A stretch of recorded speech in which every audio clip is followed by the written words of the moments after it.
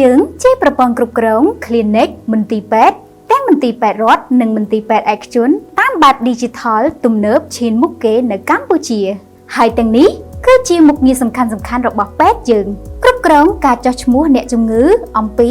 ចំនួនអ្នកជំងឺប្រចាំថ្ងៃទាំងអ្នកជំងឺថ្មីនិងអ្នកជំងឺចាស់គ្រប់គ្រងវិក័យប័ត្រចំណូលចំណាយរបស់មន្ទីរពេទ្យដោយស្វ័យប្រវត្តិនិងងាយស្រួលទាញយករបាយការណ៍ប្រើប្រាស់ជាប្រចាំថ្ងៃគ្រប់គ្រងមន្ទីរពិសោធន៍និងរូបភាពវិទ្យាសាស្ត្រគ្រប់គ្រងកញ្ចប់សេវាព្យាបាលនិងធានារ៉ាប់រងគ្រប់គ្រងនិងរក្សាកំណត់ត្រាព្យាបាលអ្នកជំងឺតាមបែប Digital គ្រប់គ្រងការផ្តល់សេវាព្យាបាលរបស់វេជ្ជបណ្ឌិតនិងគិលានុថយិកាគ្រប់គ្រងស្តុកសម្ភារៈនិងឱសថស្ថានរបស់មន្ទីរពេទ្យគ្រប់គ្រងរបាយការណ៍អ្នកជំងឺចិញ្ចោលនិង